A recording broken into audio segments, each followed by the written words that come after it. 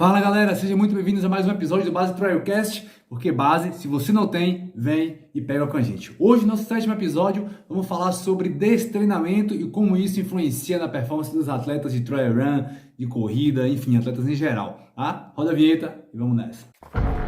Base Trialcast, porque base, se você não tem, vem com a gente. Bota a base e vem correr. Todo mundo já passou por momentos de destreinamento, seja por diversos motivos, como por exemplo correria da vida profissional, correria com a família, uma cirurgia, lesões, as próprias férias programadas dos atletas ali no final de temporada, tá? Então existe sim um decréscimo de performance, e esse decréscimo, quando é programado para os atletas, ele já é calculado, e esse decréscimo na performance também influencia no VO2 máximo, nessa perca do VO2 máximo, tá? Então, entender como que o destreinamento e o tempo de destreinamento influencia nessa diminuição do VO2 máximo é o que nós vamos discutir hoje, baseado num artigo na revisão sistemática com meta-análise que saiu em 2022 e fala sobre destreinamento e VO2 máximo em atletas.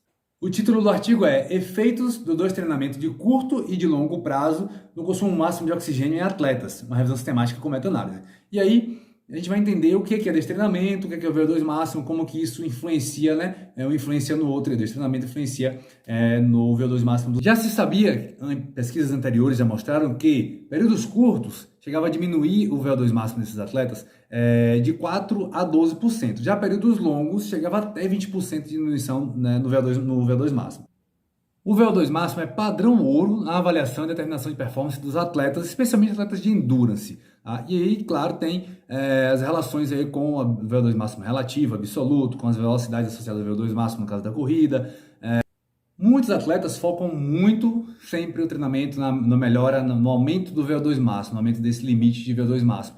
Porém, isso é limitado, claro, né? A pessoa vai chegar num ponto que não tem como mais elevar esse VO2 máximo. Então, para atletas de elite, nem sempre vai ser o VO2 máximo, vai ser melhorar outros fatores associados ao VO2 máximo, mecânica de corrida, enfim, falando especificamente do trail running ou da corrida de rua, tá? E esses limites são diferentes para atletas profissionais de elite ou atletas amadores, tá? Então, uma pessoa destreinada, por exemplo, que começa um programa de treinamento, vamos falar de corrida, né? Programa de treinamento de corrida de rua. E aí ela começou a correr ali, adaptando, ela tem um VO2 muito baixo.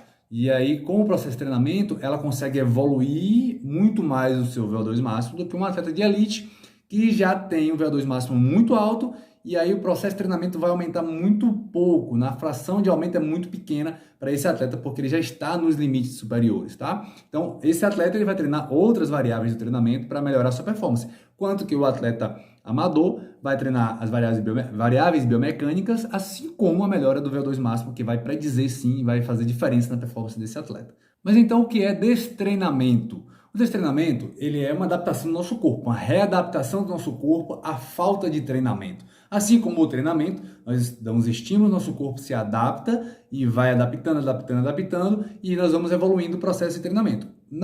No destreinamento, ocorre uma readaptação do nosso organismo à falta de treinamento. E claro que o tempo de treinamento ele vai ter alguma influência aí no nosso corpo, um tempo curto, um tempo longo, vai influenciar sim no processo de destreinamento. Então, por exemplo, a primeira coisa que adapta ao treinamento é o plasma sanguíneo. Quando você começa a fazer o processo de treinamento, começa a aumentar o volume de plasma sanguíneo, começa a aumentar o volume de hemácias carregando oxigênio nos eritrócitos e nutrientes, enfim. E no destreinamento também, a partir de 5 dias, que você começa a perder primeiro, que o atleta começa a perder primeiro, é o volume plasmático. E aí você diminui também o volume de nutrientes que vai chegando às células, diminui o número de hemácias carregadoras de oxigênio e assim vai acontecendo o processo de treinamento. Uma readaptação do nosso corpo à falta de estímulos do treinamento. Nosso corpo ele foi feito para economizar energia. Tá? O tempo todo a gente está falando em economia de energia na corrida, economia de movimento. Nosso corpo ele tem que ser econômico porque a gente, evolutivamente, nós passamos por um processo de ter que caçar para comer, a falta da comida. Então, o corpo foi treinado para economizar energia. Então, se você está destreinando, o corpo ele não vai mais utilizar aquela massa muscular, aquela capacidade cardiovascular que você ganhou de transporte de oxigênio. Então, ele vai diminuir esse processo para que haja uma economia de energia. Para quem não sabe o que é VO2 máximo, de forma bem simples, é a capacidade que o nosso organismo tem de captação, transporte e utilização do oxigênio como fonte de energia.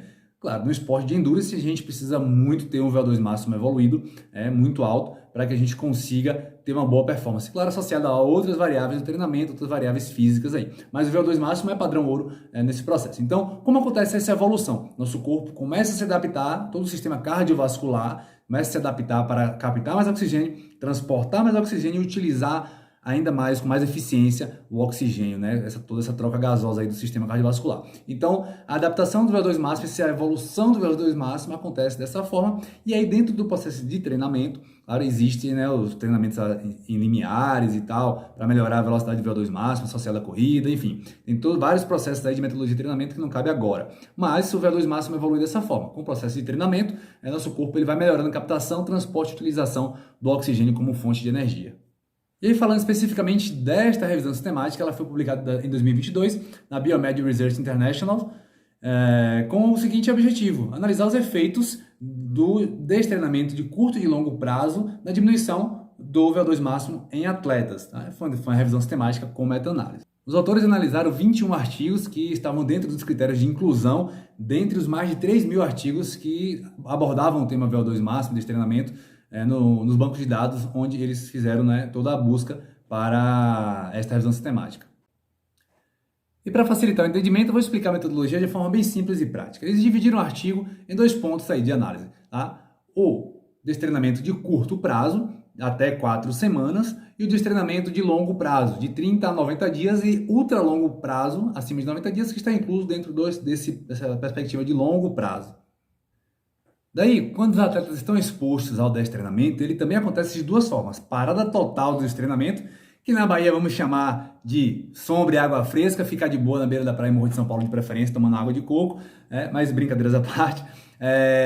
Pode acontecer de diversas formas essa parada total, e o atleta ele pode ficar realmente totalmente em off, sem fazer nada. E são vários motivos que acontece essa parada total. Como eu já expliquei no começo, pode ser lesão, pode ser uma férias programada aí do treinamento, pode ser uma viagem, pode ser trabalho, enfim. São diversas formas, diversas variáveis que podem acometer o atleta a esse destreinamento com parada total. Tá? E o outro ponto é a parada parcial, o destreinamento com parada parcial. Então o atleta ele se mantém ativo mesmo fora da modalidade específica dele. No caso, um corredor de montanha, de trilha, um trail runner, ele não está praticando o trail, mas ele pode estar fazendo natação, fazendo mountain bike, fazendo escalada, enfim, outros esportes que podem estar ajudando a manter o VO2 máximo dele, e é o que a gente vai ver agora na análise do artigo. E o que os autores observaram? Que a parada total, destreinamento com parada total do exercício, né, sem nenhum tipo de exercício, tem um forte impacto na diminuição do VO2 máximo. Já a parada parcial, aquele que o atleta ele continua treinando alguma coisa, ele continua praticando alguma atividade física, tem uma diminuição do VO2 máximo menor, né? Tem um menor impacto nessa diminuição. Porém, tem um detalhe aí, para atletas de elite, para se manter essas atividades físicas e se manter esse VO2, é preciso que a frequência cardíaca nos exercícios esteja acima de 80% da frequência cardíaca máxima. Para atletas não elite, ali até abaixo de 80% ali naquela margem, tá tranquilo de se manter por até 15 semanas o VO2 máximo adquirido antes com o treinamento, certo?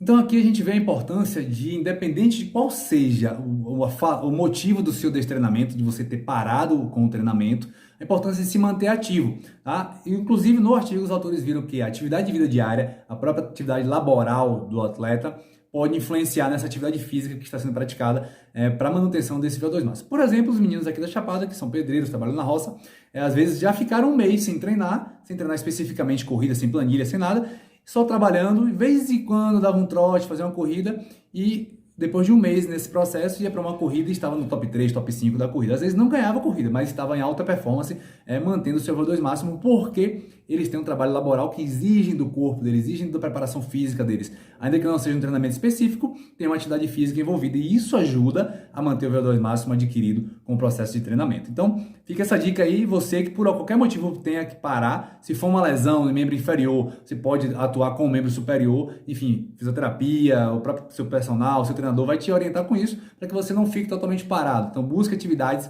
que te possibilite continuar treinando, continuar praticando atividade física, para que você não tenha um decréscimo aí do VO2 máximo. E aí o treinamento de força pode ser uma ótima saída, né, para qualquer nível de atleta, para você manter esse VO2 máximo. E atividades, por exemplo, para os trail runners, atividade como o mountain bike, né? Você continua na montanha, você está usando membros inferiores, a própria natação, a escalada, enfim, a escalada usa muito mais os membros superiores, seria ali mais próximo de atletas do skyrunning, né? Mas enfim, brincadeira.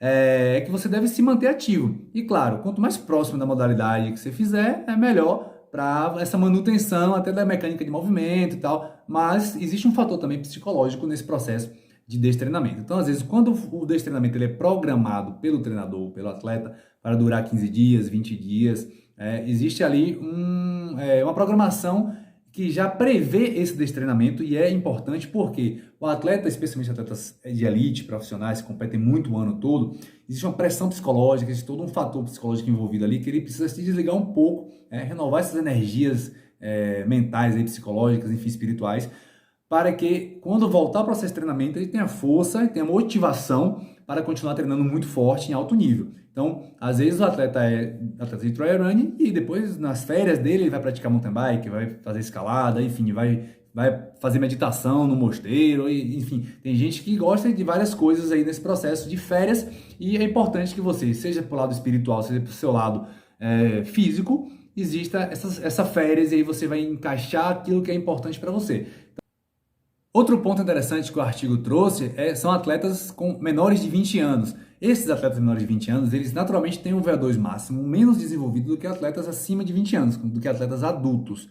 Porém, no destreinamento, esses atletas retêm um maior volume de força, mas também perdem mais o VO2 máximo do que atletas adultos. Porém, essa revisão sistemática não encontrou nenhum artigo que compara as duas populações, atletas menores de 20 anos e nem atletas maiores de 20 anos. Isso é a limitação do artigo, assim como também o artigo não avaliou mulheres, o VO2 de mulheres nessa perspectiva. Então, uma limitação que cabe a novos artigos aí para a gente ter uma visão melhor de como que o destreinamento influencia nessa população. Muitos atletas ainda estão no processo de treinamento, talvez agora o primeiro mês de treinamento ainda, alguns nem começaram a treinar para 2023, depende muito de como foi a temporada 2022, alguns atletas terminaram a temporada já no limite de dezembro, então talvez tenha um pouquinho de férias maior aí, está recuperando de lesão e vai começar a voltar a treinar ainda. É interessante que já comece a pensar em incluir atividades físicas aí, se você está lesionado, por exemplo, lesão de joelho, mas você pode trabalhar com a outra perna, alguns exercícios na fisioterapia, na musculação,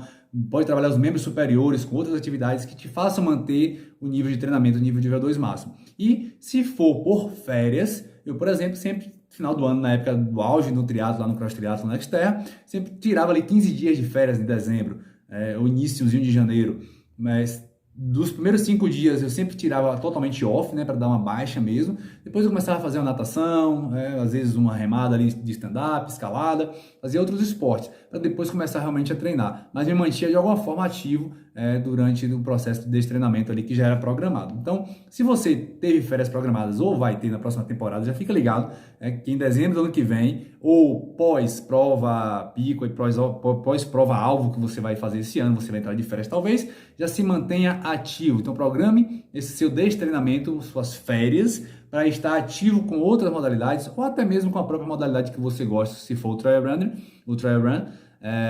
só que às vezes de forma mais informal, sem uma planilha específica, mas se mantenha ativo, se mantenha praticando exercício físico, especialmente treinamento de força, que vai te ajudar a manter esses níveis de condicionamento, não só do VO2 máximo, mas do condicionamento de força, de potência, de hipertrofia para quem quer e para quem gosta. E aí não vamos entrar nos méritos aqui do que é melhor para o endurance, mas se mantenha ativo. Então, seja você atleta de elite ou você atleta amador, ou uma pessoa comum que não é atleta, mas pratica algum exercício físico, evite grandes intervalos aí de tempo sem treinamento, sem atividade física, porque isso é importante não só para o VO2 máximo, que é importantíssimo para nós de forma geral, não só para atletas, mas é importante para que você tenha boa qualidade de vida, bons níveis aí, de saúde, os níveis, enfim, todos os índices fisiológicos que você precisa ter, tá? Então, fica a dica da Base Trail Run, mantenha-se ativo e prepare-se, porque já foi lançada a Base Trail Series 2023, as inscrições vão se abrir agora segunda-feira, dia 6 de fevereiro, são 3 etapas,